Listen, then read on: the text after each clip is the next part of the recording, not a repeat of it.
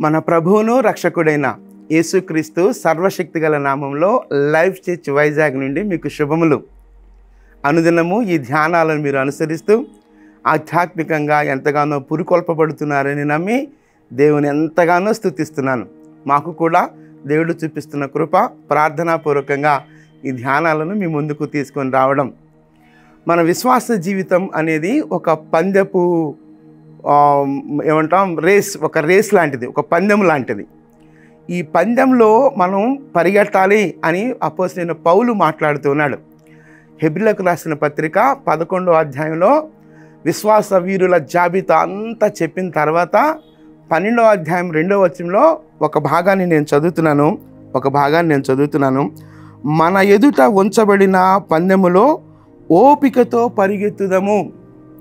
మన ఎదుట ఉంచబడిన పందెములో ఓపికతో పరిగెత్తుదము.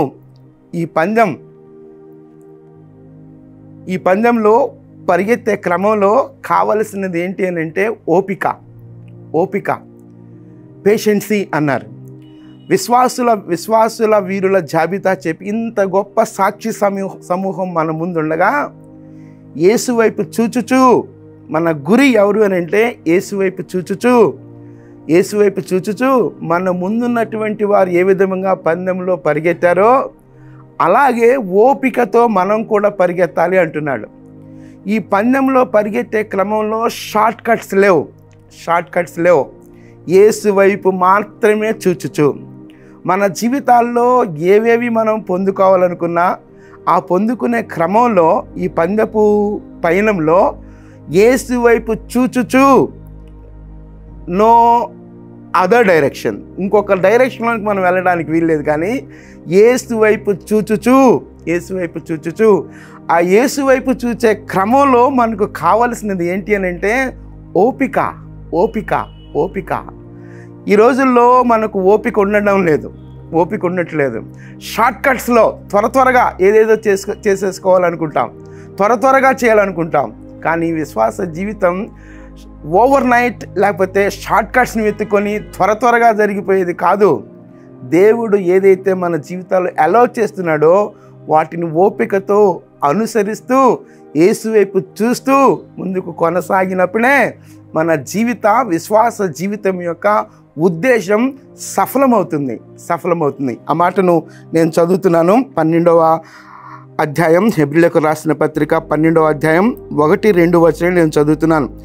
ఇంత గొప్ప సాక్షి సమూహము మేఘము వలె మనను ఆవరించి ఉన్నందున మనము కూడా ప్రతి భారమును సులువుగా చిక్కులు పెట్టు పాపమును విడిచిపెట్టి విశ్వాసమునకు కర్తయు దానిని కొనసాగించువాడునైనా యేసు వైపు చూచుచు మన ఎదుట ఉంచబడిన పందెములో ఓపికతో పరిగెత్తుదము. ఆయన తన ఎదుట ఉంచబడిన ఆనందము కొరకై అవమానమును నిర్లక్ష్యపెట్టి సిలువను సహించి దేవుని సింహాసనం యొక్క కుడిపార్శ్వమును ఆసీనుడై ఉన్నాడు. ఈ మాటలన్నీ పౌలు రాస్తూ అంటున్న మాట ఏంటంటే ఓపికతో పరిగెత్తాలి అంటున్నాడు. మన ముందున్నటువంటి సాక్షి సమూహం ఏ విధంగా అయితే పరిగెట్టారో, వాళ్ళ రేస్ని ఏ విధంగా ఫినిష్ చేశారో, ఫినిషింగ్ వెల్, చక్కగా ముగించారో అలాంటి ముగింపు మనకు కావాలి. అలాంటి ముగింపు కావాలనంటే ప్రస్తుతం మనకు కావాల్సింది ఏంటి అని అంటే ఓపికతో పరిగెత్తడం. మన జీవితాల్లో ఎక్కడ మనం ఓపికను కోల్పోతున్నామో, ఎక్కడ సహనాన్ని కోల్పోతున్నామో అక్కడ బలముగా మనం క్రీస్తు వైపు చూడవలసినదే. క్రీస్తు వైపు మాత్రమే చూస్తూ మనం ముందుకు కొనసాగవలసినదే. మన విశ్వాసపు పరుగు ముగింపు క్రీస్తుతో ప్రారంభమవుతుంది, క్రీస్తుతోనే ముగింపు అవుతుంది. ఒకసారి ఆ మాటలు మనం ఆలోచిస్తున్నప్పుడు ఓపిక, సహనం చాలా అవసరం. విశ్వాస జీవితంలో తొందరపాటు నిర్ణయాలు కాకుండా త్వరగా ఏదో జరిగించేసేయాలి అన్నట్లు కాకుండా ఓపికతో మనం వేచి ఉన్నప్పుడు ఆ ఓపిక ఓర్చుకున్న తరువాత దేవుడిచ్చే సమాధానం అత్యున్నతమైనటువంటి అనుభవంలోనికి మనం తీసుకొని వెళ్తుంది. అది క్రీస్తు దేవుని కుడి పార్శ్వమందు కూర్చున్నాడు, క్రీస్తు కూడా ఓపికతో అనే ఆ మాట అక్కడ అర్థాన్ని స్ఫురించే విధంగా మాట్లాడుతున్నాడు. మన ఎదుట ఉన్న పందెములో ఓపికతో పరిగెత్తుదాము. ఎక్కడ మనం ఓపికను కోల్పోతున్నామో, ఎక్కడ మనం ఓర్పును కోల్పోతున్నామో అక్కడ దేవా నీ సహనాన్ని నాకు అనుగ్రహించు ప్రభువా, నీ ఓపికను నాకు అనుగ్రహించు ప్రభువా అని ప్రార్థన చేసినప్పుడు మన విశ్వాసపు ముగింపు అద్భుతంగా ఉంటుంది, మనకు ఆశీర్వాదకరంగా ఉంటుంది. ఆ ముగింపు, ఫినిషింగ్ వెల్, చక్కని ముగింపు మన జీవితాల్లో ముగింపు రావాలన్నప్పుడు ఓపిక, ప్రస్తుతం ఓపిక. ఆ మాటని మరోసారి చదువుతున్నాను. మన ఎదుట ఉంచబడిన పందెములో ఓపికతో పరిగెత్తుదము. మన ఎదుట ఉంచబడిన పందెములో ఓపికతో పరిగెత్తుదము. ఒకసారి ఆలోచిద్దామా? మన ఓపిక, మన పేషెన్సీ, మన సహనం ఏ మేరకు ఉంది? చిన్న వాటికి ఓర్చుకోలేక తప్పిపోతున్నామా?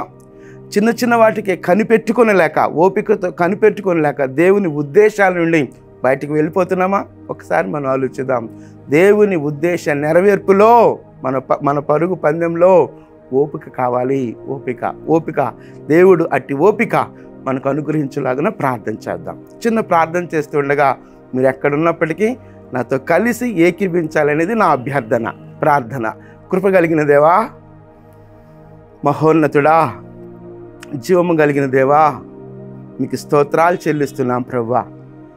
మా విశ్వాస జీవితంలో మా పరుగును ముగించుకునే క్రమంలో ప్రస్తుతం మాకు ఓపికను అనుగ్రహించమని వేడుకుంటున్నాం ప్రభువా.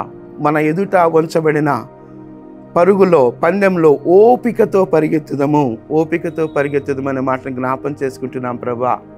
నా దేవా, మీ సన్నిధిలో వేచి ఉంటూ మీ ఉద్దేశాల నెరవేర్పులో భాగంగా మీ ఆలోచన మా జీవితాలలో సఫలమయ్యే క్రమంలో ఓపికతో మీ వైపు చూడగలిగే అనుభవాలు మాకు అనుగ్రహించమని మీ కృపాహస్తాల్లోనికి మమ్మలను మేముగా సమర్పించుకుంటూ యేసుక్రీస్తు అతి శ్రేష్టమైన నామంలో ప్రార్థించి స్తుతించి వేడుకొనుచున్నాం తండ్రి.